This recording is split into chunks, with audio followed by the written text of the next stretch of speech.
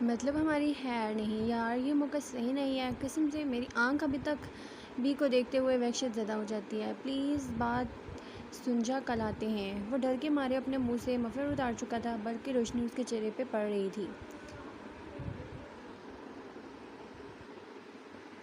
तो बी से तू इतना डरता क्यों है? तेरे आधे कद के बराबर नहीं है वो। तेरी वही हाथी वाली मिसाल है जो चूहे से डरता है। अब मैं आराम से कह रहा हूँ, चुप करके चल और अपनी बहादुरी का सबूत दे। शॉन ने अब उसके जैकेट का कॉलर पकड़ा और उसे खींचा। यार वो गैंगस्टर की भांजी है। मैंने तो सुना है वो उसकी भांजी को तकलीफ़ देने वाले लोगों का दिल भी निकाल देता है, और ये भी तो थोड़ी कम है। जब उसे गुस्सा चढ़ा होता है तो उसने क्या किया था मेरे साथ, मेरी आँख भूल गया।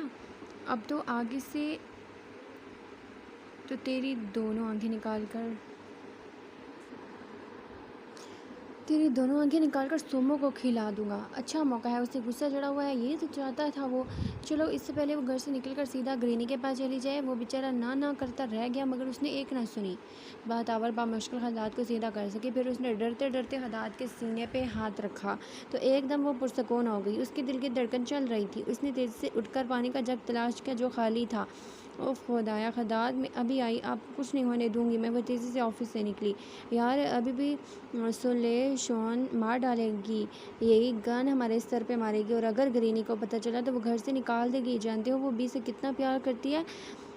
चुप कर जा मेरे बाप, तेरी जगह में हंस को लिए आता। पता नहीं कौन सी मुसीबत में फंस गया हूँ मैं। दोनों लगता है ऊपर हैं। वो गन थामे शीशे वाले दरवाजे से उभरती हुई रोशनी से देखता हुआ बोला। यार दोनों मियाँ बीवी को वो नीचे आ रही है। वो बोलते हुए एकदम साइड ड्रॉर से भागती वक्त को देख चुका था, जो जभी चीख कर बोला। शॉन को गुस्सा आया। उसने अपने हाथों पे मौजूद गन खोल कर सर पे मारी। हाय! शॉन ने दरवाज़ा खोला क्योंकि उसे लगा वक्त कहीं हदात से नाराज़ होकर सायरा के घर न जा रही हो। उसे रोकना ज़रूरी था। कोल डर के मारे हुए दूसरे दरवाजे से भागने लगा, मगर एकदम पानी का ग्लास पकड़े वक्त को उससे आता देख उसने सर पकड़ लिया और ज़रा सा नीचे होते हुए बोला, मुझे मत मारना भी, सच में मैंने कुछ नहीं किया। ये सारा शॉन का प्लान था। प्लीज़ ग्लास मत फेंकना, इसमें डॉक्टर भी शामिल थे। सच में यार, मेरा हाथ इसमें 2% है सिर्फ। कॉल कॉल तुम अंदर कैसे आए? कॉल ऊपर चलो, खदाद को कुछ हो गया है। उस बेचारे को कुछ समझ में नहीं आई। कॉल को पहचान कर उसका सहारा पाते वो उसे उठाते हुए रोते हुए बोली। शॉन जो बाहर आकर उसको के बच्चे का कीमा बनाने वाला था, जिसने सारा प्लान बिगाड़ दिया था, एकदम बख्तावर को रोता हुआ देखकर बुखला गया। वो लड़की कभी नहीं रोती थी, बल्कि दूसरों को रुलाती थी। आज उसका रोना कुछ मायने रखता था। उसने मफलर उतार कर गन फेंक कर वक्त के पास आया। क्या हुआ खुदात को भी? कहीं तुमने तो नहीं मार दिया? बी, इसको दफ़ा करो, मुझे बताओ खुदात को क्या हुआ है? तुम क्यों रो रही हो? कहाँ है वो? वक्त शॉन को देखकर उसका हाथ था मैं उसे ऊपर लेकर चलने लगी। वो बेहोश है, सर से खून निकल रहा है। Please help me Shawn. Shawn उसके कहने पे अपना हाथ छुड़वाकर तेज़ी से ऊपर उसके ऑफिस गया। कॉल भी पीछे आया। शॉन हदात को बैठने की पोजीशन में ले आया था। ये कहीं एक्टिंग तो नहीं कर रहा? कॉल ने शॉन से पूछा, जो गुस्से गुस्से से घूरता हुआ शट अप बोला। बख्तावर ने कांपते हाथों से आधा पानी का गिलास जो उसके भागने पे तकरीबन गिर चुका था हाथ में ज़रा सा डालकर हदात के मुंह पे छींटे मारे। हदात आंखें खोल लें। उफ बख्तावर, खदात की गुस्से से बड़ी बड़बड़ाहट सुनकर वक्त को ज़िंदगी में पहली दफ़ा प्यार आया। ये ऐसा था जैसे टाम को कुछ हुआ हो और वो हरकत ना कर रहा हो तो जेरी तड़प उठा था कि वो उसे क्यों नहीं तंग कर रहा। वक्त को हदात की हालत काट खाने को दौड़ रही थी। जो भी था, जैसा भी था, वो जैसन वो उसका था। क्या मतलब है? वो फूल भेजने वाले का अभी तक तुम पता नहीं करवा सके? किस तरह के आदमी हो तुम लोग? कोई एक काम ढंग से नहीं होता तुमसे? सिकंदर अपनी पैंट की जेब में हाथ डाले सख्त तैश में दिखाई दे रहा था। हमने बहुत कोशिश की, मगर वो कह रहा है उसे कुछ नहीं पता, बिल्कुल मरने वाली हालत हो गई है। इतने में बड़े से बड़ा अपने हान भी बात उगल दें। ये तो फिर एक आम सा आदमी है, उसे वाकई कुछ नहीं पता।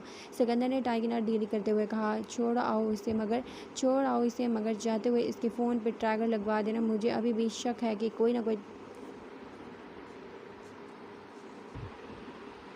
ताल्लुक़ तो है। बेशक वो अनजान है, मगर कभी कभी बहुत बड़ा काम अनजान बंदे से ही मुसलसल करवाया जाता है। अज़हर सर हिलाकर चल पड़ा। सिकंदर डेस्क पे बैठते हुए सिगरेट सुलगाने लगा। सर, मैम का ड्रेस आ गया है, क्या डिस्पैच करवा दूँ या आप देंगे? जवेद सीधा खड़ा हाथ बांधे सिकंदर से पूछ रहा था। आरू का ड्रेस भी ले लिया क्या? रहा मैडम के लिए शेरवानी ना ले लूँ? शट अप, खबरदार मेरी आरू को कुछ कहा। वो ड्रेस शाम तक आ जाएगा। कब तक मेरी बेटी और बीवी के ड्रेस सेलेक्ट करते रहोगे, अब तुम्हारी शादी करवानी पड़ेगी। आप तो पीछे ही पड़ गए मेरे सर, मैं ऐसे ही ठीक हूँ। इतना अम्मा नहीं शादी का कहती जितना आप आजकल कहने लगे हैं। तुम्हारी फ़िक्र है मुझे, छोटे भाइयों की तरह हो। जो तुमने मेरे लिए किया है वो किसी अपने ने भी नहीं किया। अगर बख्तावर की बहन होती तो उसकी शादी मैं तुमसे करवाता। खैर अब रे से कहता हूँ तुम्हारे लिए लड़की ढूंढे, उसका भी कोई साथी मिले। हर वक्त मुझसे लड़ती है या पाबंदियाँ जो लगाता हूँ उस पर। सर आप भाई भी कहते हैं, ऊपर से मेरे फ़र्ज़ को एहसान कहते हैं। मैं कुछ भी नहीं कर रहा, आपने जो मेरे लिए किया वो किसी ने भी नहीं किया। मुझे ना सिर्फ इज़्ज़त दी बल्कि मेरी माँ का इलाज करवाया, मेरी बहन की शादी करवाई और उसका इतनी अच्छी जगह रिश्ता करवाया कि लोअर मिडिल क्लास कभी सोच नहीं सकता था। और वो लोग इतने अच्छे कि अम्मा को अपने साथ अमेरिका भी ले गए। मेरी छोटी बहन की पढ़ाई से लेकर रहाइश का खर्चा भी आपने उठाया। और भी बहुत सी चीज़ें जो शायद बताने लग जाऊँ तो पूरा दिन क्या हफ्ता गुजर जाएगा। और वो तुम्हारी बहन नहीं, मेरी बहन भी है, इसलिए मैंने कुछ नहीं किया। अच्छा सुनो, स्विट्ज़रलैंड एम्बेसी के एम्बेसडर से मेरी मीटिंग रखो, बहुत काम किए उसकी मैंने। अब ज़रा उसकी बारी है, कल हम दोनों इस्लामाबाद जा रहे हैं। ओके वो हो जाएगा। अभी किसी ने आना है या गाड़ी निकालूं? नहीं तुम जाओ और रिलैक्स करो, इससे ज़रा काम था मुझे। उसके बाद मुझे जमाल अज़ीम के घर जाना है, उन्होंने बुलाया है। उसने फ़ाइल उठाई और उसे चेक करने के बाद साइन करने लगा। घर से तो निकल गया था, आता ही होगा। मैं भेजता हूँ उसे आपके पास, काफ़ी भेजूँ? सिकंदर ने नफ़ी में सर हिलाया और टेबल पर मौजूद फ़ोन बजने लगा। वो चौंका, उसने देखा फिर उठाकर कानों से लगाया। हाँ बोलो रे पापा। सिकंदर के चेहरे पे मुस्कुराहट फैली। अरे पापा की जान, ये मुझे फ़ोन कैसे कर लिया? इतना सरप्राइज़ मत हो, मैंने फ़ोन मिलाया है। अरे आपसे बात करना चाहती थी। पीछे से आती रिमशा की आवाज़ आई। लेकिन शेर दाऊद तो किसी और के फ़ोन का इंतज़ार कर रहा था। पापा मम्मा नो स्टिक, मम्मा स्टिक पापा। क्या मम्मा ने अब किस चीज़ से मेरी बेटी को रोका है? तो बाबा को कॉल मेरी शिकायत लगाने के लिए करवाई है? इधर दो फ़ोन। मम्मी स्टिक पापा, मम्मी स्टिक नो। रे ये क्या कह रही है? किस स्टिक की बात कर रही है? मेरे लिपस्टिक चाहिए इसको। और हाँ बाज आओ। सिकंदर ये मैं आपको तस्वीर भेज रही हूँ, सारी मेरी लिपस्टिक का हशर कर चुकी है। और पता क्या कर रही थी? इसे जोकर इतना पसंद आया कि उसकी तरह बनने के लिए अपने मुंह पे लिपस्टिक मल दी। सिकंदर ने फ़ौरन स्पीकर ऑन करके अपना व्हाट्सएप चेक किया। हंसे मत, ये सब आपके बेजान लाड का नतीजा है। मुंह भी नहीं धोने दे रही थी, बस जोकी। तो आप कम थी, ये नाजिल हो गई। My baby is too cute रे, तुम इसकी तस्वीर निकालो जावेद से कह कर ताकि मैं अपने ऑफिस रखूँ। एंजॉय करो इसका बचपन यार आप कुछ कहते क्यों नहीं हैं? मैं तो बहुत कुछ कहता हूँ, तुम सुनती कहाँ हो? एलेक्स ने दरवाजे पर नॉक किया। सिकंदर ने स्पीकर बंद किया और फ़ोन कान से लगाया। फिर उसने एलेक्स को अंदर आने का इशारा किया। अच्छा रहा को फ़ोन दो, मैं उसे समझाता हूँ। वैसे रे अब तुम्हारी ट्रेनिंग करवानी पड़ेगी, इतनी सी बेबी नहीं संभाली जाती। वो आपकी सुनती है, आपकी लाडली। आप देखिए मुँह झुककर बैठ गई। फ़ोन दो सनशाइन, बाद में बात करेंगे। अरू बाबा इज़ केयर, मम्मी बैड बाबा। सिकंदर ने अपनी मुस्कुराहट दबाई। सुन रहे हैं आप? No Aru, mummy is good girl, lipstick bad. No baba stick good baba jokey. Aru no joker, lipstick baba sad. वो बिल्कुल उसी के अंदाज में बोला। नो सैड बाबा, अरू सैड। सिकंदर उसके मासूमियत पे मुस्कुरा पड़ा। Baby is good girl, love you baby, love you baba. वह बेचारी लव यू बोल नहीं सकती थी, मगर सिकंदर के लिए इतना काफ़ी था। फ़ोन बंद करके उसने कहा, इतनी देर क्यों लगा दी थी एलेक्स? वो अब उस रूसी ज़बान में एलेक्स से मुखातिब हुआ। कापू वो आपका भेजा पार्सल आया था, उसकी चेकिंग के बाद मिसेस कापू को देने गया था। पार्सल? कौन सा पार्सल? एलेक्स ने एकदम हैरानगी से पूछा। अलेक्जेंडर मैक्विन पोसिलिका कापो, ड्रेस के पार्सल की बात कर रहे हो तुम? मैंने कब ड्रेस का कहा था तुम्हें? वो अब अंग्रेज़ी में तेज़ी से बोला। आपने भेजा नहीं था मिसेस कापो का ड्रेस? नहीं, मैंने बुलाया इसीलिए था कि फिर एकदम वो चुप हो गया। उसने फ़ोन उठाया और एक का मैसेज चेक किया, फिर तेज़ी से फ़ोन मिलाया। रिमशा ने फ़ौरन फ़ोन उठाया। जी दाऊद, तुम्हें कोई ड्रेस मिला है अलेक्जेंडर मैक्विन का? उसकी आवाज़ अजीब थी। एलेक्स एकदम अलर्ट हो गया। मेरे कापू को एक मेरी तस्वीर चाहिए। सॉरी मिस्टर, अब थैंक यू आपको आपके सामने कहूँगी, और इस दफ़ा इनाम मेरी तरफ से पक्का वाला प्रॉमिस। सिकंदर बहुत खूबसूरत, सिकंदर वो गाउन बहुत खूबसूरत, I love so much. Sikandar ने फ़ोन बंद कर दिया, और वरना उसे डर था कि वो कुछ गलत कह देगा। उसने सांस लेना चाहा तो उसके लिए मुश्किल हो गया। इस पार्सल के साथ कोई नोट था? हाँ कापू, आप जो मिसेस कापू को बुलाते हैं वो लिखा हुआ था। मैं तभी पार्सल अंदर लाया। सिकंदर घूमा, उसने एलेक्स की गर्दन पकड़ी। जब तुम्हें पार्सल मिला था तो मुझे कॉल नहीं कर सकते थे? वो आपकी बात बड़ी ही ऊंची आवाज़ में कराया। एलेक्स का चेहरा लाल हो गया था। बोला था कि जो कुछ घर में आए उसका मुझे पता हो। कौन लाया ये पार्सल? किसी कंपनी से था? जवाब दो। फिर सिकंदर ने उसे छोड़ा और अपने सर के बाल पकड़ दिल किया पूरा कमरा तहस नहस कर दे। क्या हो रहा है? कौन है वो शख्स जो इसकी पहुंच में नहीं आ रहा? यहाँ क्या हो रहा है? बाप को देखकर वो जो किताब को देख रहा था मजीद इतना चेहरा झुका झुका था। यहाँ बहुत सख्त किस्म की पढ़ाई हो रही थी। आप यहाँ क्या कर रहे हैं? 7 साला बेटे की बात सुनकर बाप ने अपनी मुस्कुराहट दबाई। गालिबन शदीद ये मेरा घर है और सख्त किस्म की पढ़ाई, और आप? तुम बेटा सबको बेवकूफ़ बना सकते हो मगर अपने बाप को नहीं। अच्छे बच्चे सीधे अपना मोबाइल निकालें किताब से। मैंने कहा था ब्राक, तुम डैडी को बेवकूफ़ नहीं बना सकते। अस्सलाम वालेकुम डैडी। मुस्तफ़ा ने मुस्कुराकर उसके सलाम का जवाब दिया और झुककर एलन के गाल चूमे। मैं भी कहूँ ये शैतान किताबों से भागा करता था, इतना झुका क्यों है भाई? डैडी मैं सच में पढ़ रहा था, बस इस पढ़ाकू की तरह सारा दिन किताब से अपना दिमाग तो नहीं ख़राब कर सकता, और फ़ोन टाइम चेक करने के लिए अपने पास रखा था। अच्छा तो ये इतनी महंगी वॉच क्यों पहनी हुई है? सॉरी, असल में जब पढ़ता हूँ तो मुझे इर्द गिर्द का होश नहीं होता, और तुम अपना मुंह बंद करोगे? कमेंट पास करना ज़रूरी है? ब्राक, टोन को आहिस्ता रखो, सही तो कह रहा है तुम्हारा भाई। डैडी ये बेली लिश के गाने सुन रहा था। आप आए हैं तो बंद किया है? तुम मेरी चुगली लगाना बंद करो। Boys behave. पापा आए हैं और तुम दोनों ने वेलकम करने के बजाय एक दूसरे से लड़ने लगे हो। आप तो डैडी ने सुन ली हमारी। चलो अलन, मेरा रोमांटिक फिल्म देखने का बिल्कुल मूड नहीं है। ब्राक, उसे छोड़ो तो मेरे पास आओ। बेबी गर्ल, मेरी गाड़ी देख ली मगर नीचे नहीं आई। मुस्तफ़ा हया की कमर के गिर्द बाजू फैलाए हुए झुककर उसे प्यार करते हुए बोला। मुस्तफ़ा घूमकर अपने बेटे को घूरने लगा। अलन तो तेज़ी से बैकयार्ड में चला गया मगर ब्राक वहीं था। तुम्हें तो फिल्म में दिलचस्पी नहीं थी तो खड़े क्यों हो? वो अगर आप अपनी बेबी गर्ल को थोड़ी देर के लिए छोड़ दे तो मुझे आपसे बात करनी थी। उसने संजीदगी से बाप को कहा। मुस्तफ़ा ने आबरू ऊपर करते हुए हया को देखा जो ब्लश कर गई। उसकी सुने मैं खाना लगवाती हूँ। यार ये बड़े हो गए मगर अपनी दुनिया में गुम होने वाले बच्चे हरगिज़ नहीं हैं। डैडी मैं यहीं मौजूद हूँ। ब्राक, डैडी को मत करो, जल्दी से अपनी बात कहो और जाओ अपने जूते वाला रैक ठीक करके आओ। मैं इस दफ़ा बिल्कुल नहीं हेल्प करूँगी। डैडी मम्मी को टाइम दें, हम फिर बात करेंगे। बस काम की बात होती थी वहाँ से ब्राक भागता था। तुम कहाँ जा रही हो? वो भागा ही इसलिए ताकि तुम्हें खुलकर प्यार कर सकूं। मुस्तफ़ा उसे जाते हुए देखकर उसका बाजू पकड़कर अपनी तरफ खींचते हुए बोला। मुस्तफ़ा बच्चों के सामने तो लिहाज कर लिया करें। बच्चों के सामने तो बहुत ज़रूरी है यार, उनको पता होना चाहिए कि आगे जाकर अपनी बीवी को कैसे ट्रीट करना है। तुम कह लो मैं अपने बॉयज़ को ट्रेन कर रहा हूँ। तौबा है। अच्छा जाएँ, फ्रेश हो जाएँ। वली भाई पाकिस्तान से कब तक आ रहे हैं? मुस्तफ़ा जो उसके गर्दन पर झुकने लगा था एकदम चौंक कर पीछे हुआ। वली तो अभी 1 हफ्ता रहेगा पाकिस्तान। क्यों, फजर ने तुम्हें नहीं बताया उसकी वापसी का? उसने हया के बाल उसके कंधे से पीछे करते हुए कहा। नहीं, उसने कहा उसे नहीं पता। वली भाई से नाराज़ लग रही थी, मैं उन्हें कॉल करने वाली थी। आप आ गई हो, शुक्र, वरना मैं इस वली को ट्रम्पल कर देता जो मेरे आने पर मेरी बीवी की तवज्जो हटा दी। कर्जी गए। असल में मैंने फहरिस्त दे दी थी मगर मुझे 2 शाल चाहिए थी, यहाँ ऑनलाइन नहीं आती। छोड़ो शाल को, अभी इतना बड़ा बेस्ट खड़ा है, उसे तवज्जो दो। सख्त थका हुआ हूँ। ये वली मनहूस जाता है तो मुझे थका डालता है। आप कॉल अटेंड करें, मैं आपकी चीज़ें रख के आई। मुस्तफ़ा के गाल को छूते हुए वह चली गई। मुस्तफ़ा ने फ़ोन पेन की जेब से निकाला और नंबर देखकर चौंका। बहुत दिनों बाद बात हो रही है, कैसे हो काबू? खुराक की कमी, ऊपर से पानी पीना छोड़ा हुआ है आपने। चक्कर तो आने ही थे, और स्ट्रेस किस चीज़ का लिया हुआ भाई आपने? ड्रिप को ठीक करते हुए बेड पे दराज खदात से वो पूछने लगी। जिसकी बीवी का नाम स्ट्रेस हो उसे स्ट्रेस किस चीज़ का होगा? हाँ ये बात तो बिल्कुल ठीक कही आपने डॉक्टर। आम आदमी उनसे टकराव हो जाने पर बेहोश हो जाएं, आप तो फिर भी उनके शौहर हैं। ऐसी तो खालत होनी थी। कॉल, तुम अपने मुंह बंद नहीं रख सकते, और तुम दोनों कहाँ से आ टपके हो? वो सारा ने शॉन के कहने से पहले ही कॉल को डांटा। मैं और कॉल वॉक कर रहे थे तो हमें बी के चीखने की आवाज़ें सुनाई दी तो हम अंदर आए, बिल्कुल चोरों की तरह, मगर कसम से हम चोरी के इरादे से बिल्कुल नहीं आए। सारा प्लीज़ इन दोनों को बाहर भेजो, मेरे सर में बहुत दर्द हो रहा है।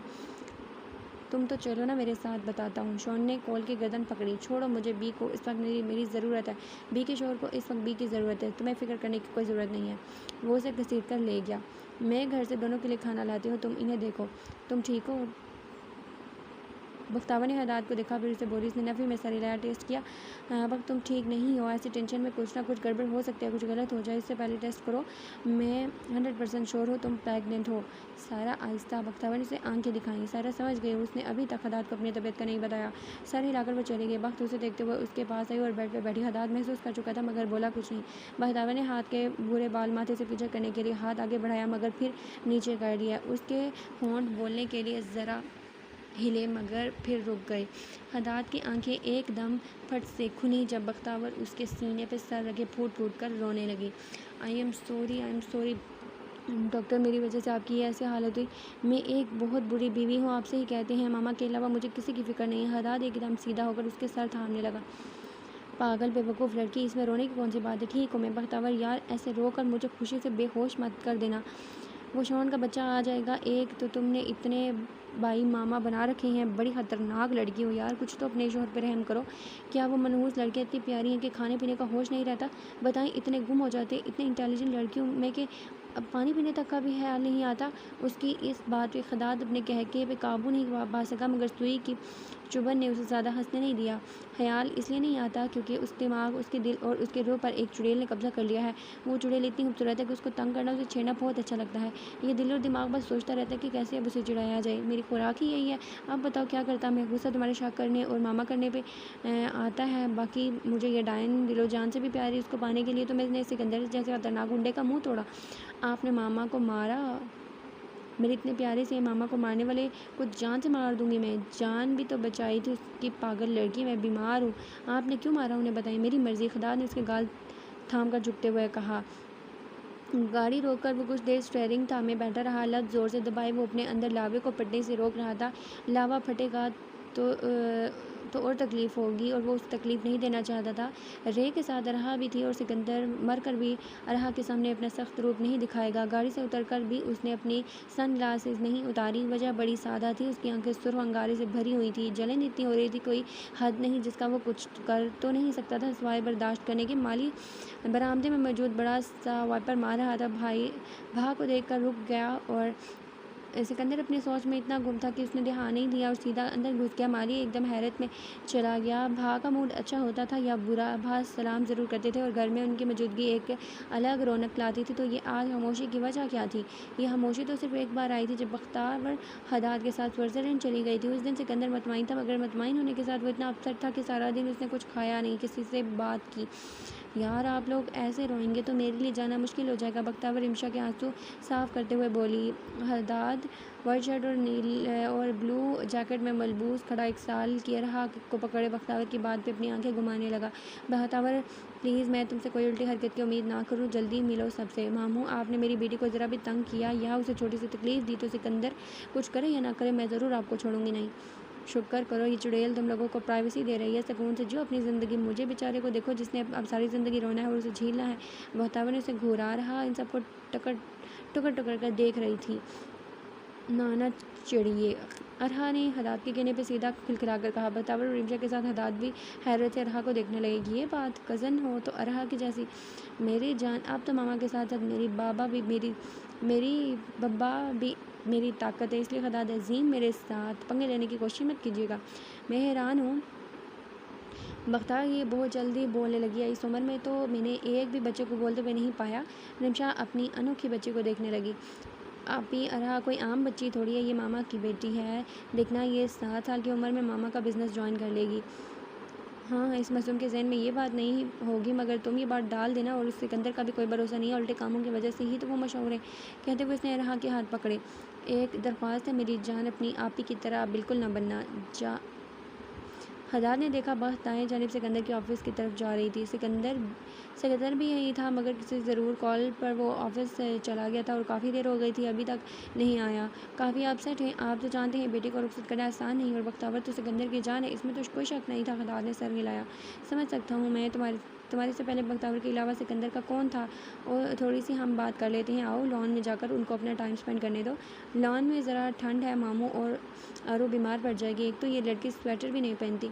मैं अंदर आ सकती हूँ? दरवाजे को दस्तक देते हुए उसने हैंडल घुमाकर दरवाज़ा खोला। सिकंदर, जो बख्तावर की बचपन की तस्वीरें पकड़े खिड़की के साथ खड़ा सोच में गुम था, एकदम हड़बड़ा गया और जल्दी से चेहरा दूसरी तरफ मोड़कर अपने आंसू साफ किए और ऐनक पहनी। आओ बच्चे, इजाज़त क्यों मांग रही हो? बख्तावर का दिल मज़ीद भर आया जब सिकंदर की आवाज़ जज्बात की वजह से काफ़ी भारी और बोझिल थी। आपकी कॉल ख़त्म हो गई मामा? हाँ, कब की, मैं बस आने ही वाला था। वो बख्तावर को देख नहीं रहा था। मुड़ते हुए वो फ्रेम साइड टेबल पर रखा। आपको पता है मामा, पापा ने अभी खदात को चुड़ैल कहा।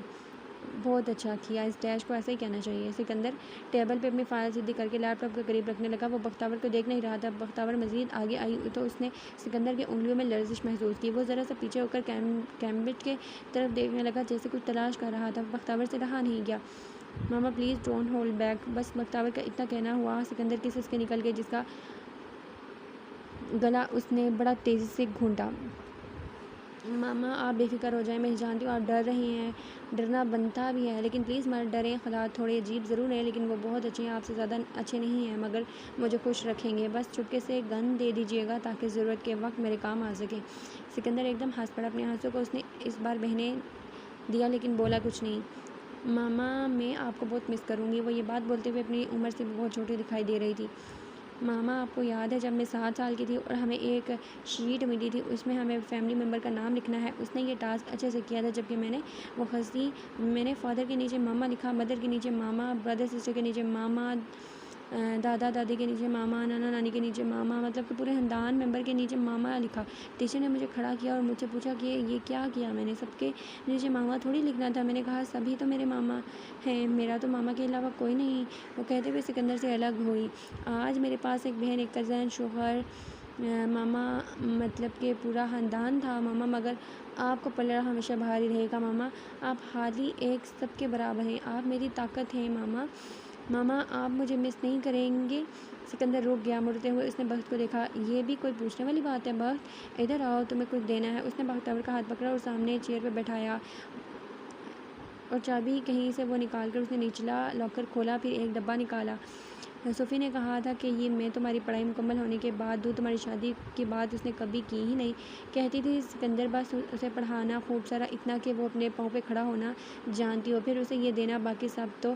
फिर वो एकदम चुप हो गया, जैसे वो बात बख्तावर को नहीं बताना चाहता था। खुद मुख्तार तो कभी तुम्हें बना नहीं सका, सारी ज़िंदगी तुम्हारी इच्छाओं में बना रहा, पढ़ा भी नहीं सका इतना और शादी करा दी। मैं जानता हूँ सोफ़ी को मुझसे कोई गिला नहीं है, मगर मैं उसकी ख्वाहिश ठीक से पूरी नहीं कर सका। वो चुप हो गया। मज़ीद कुछ कहने लगा कि बख्तावर ने उसका हाथ पकड़ लिया। ना ही मुझे इंडिपेंडेंट बनने का शौक़ था मामा, ना ही मज़ीद पढ़ने का। रहा सवाल शादी का, तो मामा आपने कहा तो मैंने शादी कर ली। आप जब मुझे कहते जिससे कहते हैं मैं शादी कर लेती। पढ़ाई की फ़िक्र मत करें मामा, हदात की ज़िम्मेदारी हूँ मैं, वो अब मम्मी का ख्वाब पूरा करेंगे। मेरे बस में होता तो मैं कभी जाने ना देता, बल्कि किसी बहुत अपने से तुम्हारी शादी करवा देता। मतलब तुम मेरे सामने होती, मगर ऐसा कहाँ होता है। सॉरी, मुझे समझ नहीं आ रही मैं क्या बोल रहा हूँ। इट्स ओके मामा। वैसे एक बात पूछूं, आप तो भाई, आप तो सब कुछ कर सकते हैं। दादा आपको पसंद नहीं थे, मगर फिर भी आपने मेरी उनसे शादी करा दी, ऐसा क्यों? इन बातों का आप क्या मकसद? नहीं बताएं मामा। मैंने जाने से पहले ये जानना चाहती हूँ कि आपने क्या सोच कर दादा से मेरी शादी करवाई? क्योंकि वो तुम्हारी खुशी था बख्ता, क्योंकि तुम खुदा से मोहब्बत करती थी। तुमने ये बात किसी से ना की होगी, मगर मुझे ये पता था दूसरा खुदा से ज़्यादा तुम्हें कोई खुश नहीं रख सकता था। ये बात मुझे पता थी, मगर मैं फिर भी नहीं चाहता था, क्योंकि वो उम्र में तुमसे बहुत ज़्यादा बड़ा था। आई मीन वो मुझसे भी 3 साल बड़ा था वक्त। लेकिन है, उम्र से क्या फ़र्क पड़ता है, जोड़ी भी अल्लाह बनाता है। वो थोड़ी देर के लिए खामोश हुआ। जब मैं गुस्से से खदात के घर गया था रिमशा को लेने, तो बड़ी सी बड़ी तोप चीज़ में मेरे दहशत के आगे ढेर हो जाती थी या फिर चुप हो जाती थी। खदात को तुम्हारी मोहब्बत ने ताकतवर बना दिया। वो मेरी आंखों में आंखें डालकर बना खौफ के बोला कि वक्त उसकी है, वक्त को किसी और के होने की इजाज़त नहीं देगा। तब मुझे एहसास हुआ कि वो तो मेरा अक्स निकला मोहब्बत के मामले में। मैं दर हकीकत अपने जैसे शख्स तुम्हारे लिए ढूंढना चाहता था, खासकर मोहब्बत के मामले में। ये बात तो आपने बिल्कुल गलत किया मामा, मोहब्बत के मामले में हालात ज़ीरो हैं। कोई नहीं, चंदा इसे सबक सिखा दूंगा। आप ये लो। बख्तावर ने बॉक्स सिकंदर से लिया और खोला, उसे सर उठाया। बख्तावर ने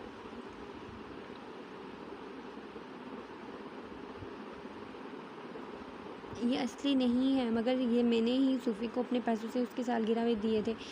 16 साल का था मैं। बख्तावर ने नाम आंखों से मुस्कुराकर पहने और सिकंदर को देखा। इससे खूबसूरत तोहफ़ा मुझे आज तक नहीं मिला मामा, थैंक यू सो मच। ये मेलोड्रामा का कब तक प्रोग्राम है? सिकंदर ने उसे गुस्से से देखा। मज़ीद 10 घंटे। तुम्हें कोई इतराज़ नहीं होना चाहिए। हाँ, हालात फ़्लाइट बेशक कैंसिल कर दी, क्योंकि मुझे मामा से खूब ढेर सारी बातें करनी हैं। बख्तावर खदात के बालों में हाथ फेर रही थी। वो काफ़ी थक गया था तो बख्तावर ने उसे लेट जाने का कहा, जिसमें उसने सिर्फ इतना कहा कि वो उसका सर दबा दे। अब उसका सर दबाते दबाते वो अचानक अपने पुराने वक्त को सोचने लगी। फिर एकदम हदाद के सोए हुए चेहरे को देखकर चौंकी। उसने मुड़कर ड्रिप का स्टैंड ज़रा सा पीछे किया और दरवाज़ा खोला। उसने डिब्बा और दराज खोला। उसने डिब्बा देखा जो कि रैपर में पैक हुआ था। वो ज़रा सीधी होकर बैठी। उसने डब्बा खोला। डब्बे को देखते उसने मुड़कर हदाद को देखा। फिर आहिस्ते से उठी वॉशरूम आई। पैकेट खोलते हुए उसने देखा एक काला बॉक्स था। उसे खोलकर उसने देखा तो उसकी आंखें हैरत से खुल गई। ये तो वही ईयररिंग्स थी जो मामा ने उसकी अम्मी को दी थी और फिर उसे स्विट्ज़रलैंड जाने से पहले ये तो कहीं खो गई थी। कितना रोई थी उस दिन, कितना बुरा और शदीद तरीन झगड़ा किया था उसने हदाद से। नौबत हदाद पे बेलन तक फेंकने की आ गई थी, मगर लगी कोल को अब हदाद को ये मिल गई। वो उसे ये तोहफे के तौर पर देना चाहता था और वो उसे लड़ रही थी। बख्तावर की एक आंख से आंसू निकल आए। अगर आज हदाद को कुछ हो जाता तो कहाँ जाती वो। ऐसा अजाब आ जाना था कि मामा भी कुछ ना कर सकते। किसी बुरे ख्याल को सोचकर उसने अपना सर जोर से झटका। हाँ, अब सरप्राइज़ होने की बारी हदाद की थी। वो तेज़ी से बाहर निकली और अपने बैग से कट निकाला। दरवाजे को खोलकर उसने देखा उसका कमरा खाली था। ना उसे रेक की आवाज़ें सुनाई दे रही थी और ना ही अरहा की। कहाँ थी वो दोनों। वो कदम आगे बढ़ाता अंदर दाखिल हुआ। उसने दरवाज़ा बंद किया। उसने दरवाज़ा जैसे बंद किया उसी वक्त अरहा के कमरे का दरवाज़ा खोलकर रिमशा आई और उसको इतने खूबसूरत गाउन में मलबूस देखकर सिकंदर एकदम साकत हो गया। रिमशा ने उसे देखा और एकदम उस साकत पाकर गुलाबी पड़ गई। फ़ोन क्यों काट दिया था आपने? इतना भी क्या नाराज़ होना था जब मैंने कहा था कि मैं अपने प्यारे से हस्बैंड को लाइफ रैम्प दूँगी तो ऐसे गुस्से से काट दिया। आप देखें, आपकी बेटी को जूस की बोतल देकर सुलाकर आपके सामने हूँ। सिकंदर ने देखा उसने बोल्ड रेड लिपस्टिक लगाई हुई थी, बालों की स्टाइलिंग की हुई थी, कानों में उसी के दिए हुए स्वेर कोशी के टॉप्स थे। वो तो कोई अप्सरा ही लग रही थी। चलते हुए वो उसके सामने आई। सिकंदर को लगा वो सांस नहीं ले सकेगा। तकलीफ से उसका सर फटने को हो गया था। उसका दिल ज़ोर से धड़कने लगा था। कुछ गलत होने जा रहा था। उसने आंखें बंद करना चाही मगर उसके लिए मुश्किल हो रहा था, बहुत मुश्किल। वो किसी और के दिए हुए जोड़े में मलबूस क़यामत डाल रही थी, किसी और के दिए हुए जोड़े में किसी और के। रिमशा ने घूम कर उसे अपना आप दिखाया।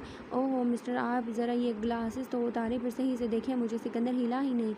सिकंदर, अब ज़्यादा हो गया है, आप तो बिल्कुल स्टल हो गए हैं, क्लासेस भी उतारना भूल गए हैं। ओफ सिकंदर।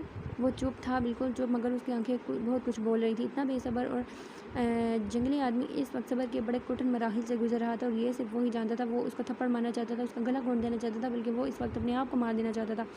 वो इस पूरे घर को आग लगा देना चाहता था।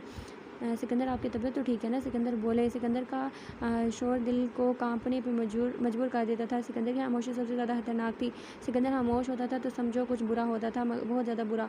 वो उसकी खामोशी रे को डरा रही थी। सिकंदर के फ़ोन का मैसेज ट्यून हुआ। उसने बड़ी खामोशी से फ़ोन निकाला। उसने देखा किसी अननोन नंबर पर वॉइस कॉल आई हुई थी। रिमशा के हाथ अपने गाल से हटाता वो पीछे हुआ। सिकंदर ने ऐसी ही नज़रों से देखा कि रिमशा को खौफ आया। उसने फ़ोन कान से लगाया। फिर एक बड़ी अजीब सी आवाज़ में कोई बोलने लगा। लगता है किसी ने आवाज़ बदली थी।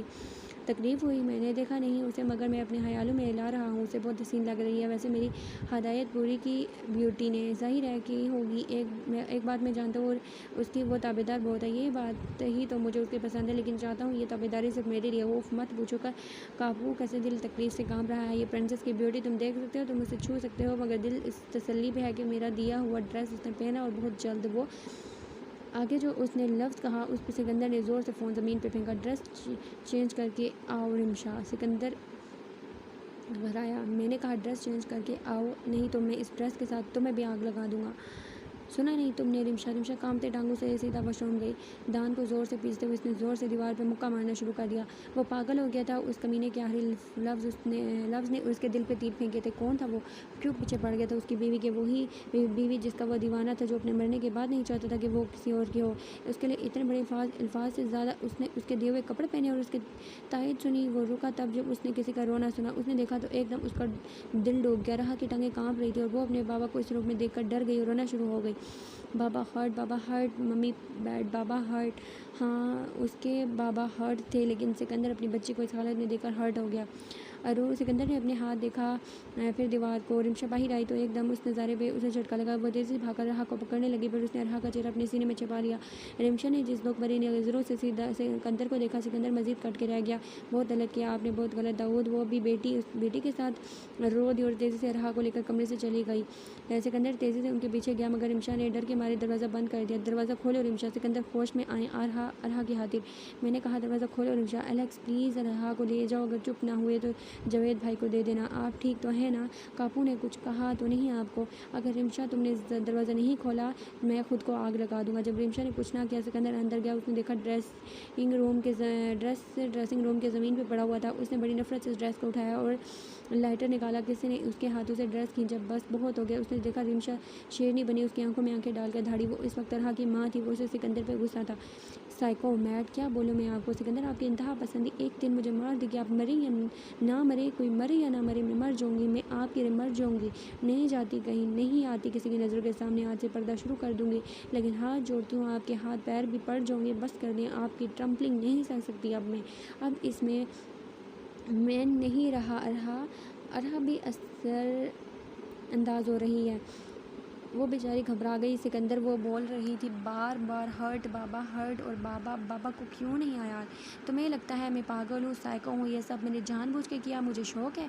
मेरी बहन का मेरी आंखों के सामने गैंग रेप हुआ। रिमशा मेरी अपनी आंखों के सामने मेरी बीवी को बहुत बार किसी ने हिरास करने की कोशिश की, उसे धमकाया, ये हमला किया। मेरी वक्त के साथ भी बुरा हुआ। 10 महीने वो सदमे में रही, समझो कोमे में थी। और अब मेरी बर्दाश्त ख़त्म हो गई है रे। मैं थक गया हूँ, टूट गया हूँ। ये ड्रेस मैंने नहीं दिया था तुम्हें, कोई तुम्हारे पीछे है। किसी ने तुम्हें फूल भेजे, किसी ने तुम्हें ये ड्रेस भेजा, किसी ने तुम्हें वो चिट दी। और आपकी कॉल में तुम सुनना चाहोगी उसने क्या कहा? तुम सुनोगी तो शायद तुम दुआ करो कि तुम्हारे कानों के पर्दे फट जाएं। जबकि मेरा तो बहुत कुछ फट चुका था। मेरी नींदें भी उड़ गई और तुम मुझे साइको कहती हो? हाँ हूँ मैं रिमशा, साइको हूँ। मुझे दुनिया वालों ने साइको बना दिया है। रिमशा मैं कभी इंसान नहीं बन सकता, कभी भी नहीं। तुम मुझ पर एक एहसान करो, मुझे इंसान समझना छोड़ दो। मेरे से इंसानियत पे तवक्को लगाना छोड़ दो। रिमशा ने खामोशी से आगे बढ़कर सिकंदर का चेहरा थामा, फिर अपनी पेशानी उसकी पेशानी के साथ टकाई। सिकंदर आप चुप हो गया था। दोबारा मुझे रिमशा मत कहिएगा, आप कापो हैं, आप 20 हैं। उसकी इतनी छोटी सी हरकत पे घबरा गए। सिकंदर घबराता नहीं है, सिकंदर डराता है। सिकंदर में एकदम ब्लेड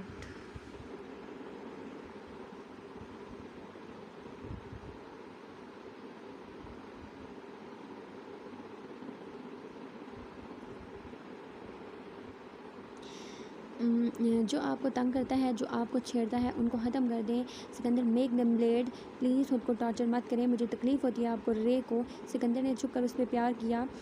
सिकंदर खदीज से बात हुई तुम्हारी? वली के कहने पर मुस्तफ़ा ने सिगरेट का कहरा कश लिया। हाँ मुझे मिलना चाह रहा था, मुझे लगता है उसे कोई काम है मुझसे। दूसरे के काम करने वाले बंदे को तुमसे क्या काम होगा? रशिया जाओगे फिर तुम, या वो ऑस्ट्रेलिया आएगा? पाकिस्तान में है वो, इधर हो और इसकी मौजूदगी की भी खबर नहीं है तुम्हें? अजीब बात है, मुझे ये बात क्यों नहीं पता चली? वैसे काम क्या है ये तो मिलके पता चलेगा। फ़िलहाल मुझसे प्राग और यूरोप के बिज़नेस टाइकून की लिस्ट मांगी है। हैं उसे तो वैसे ही पता चल सकती है, तुमसे क्यों पूछ रहा है?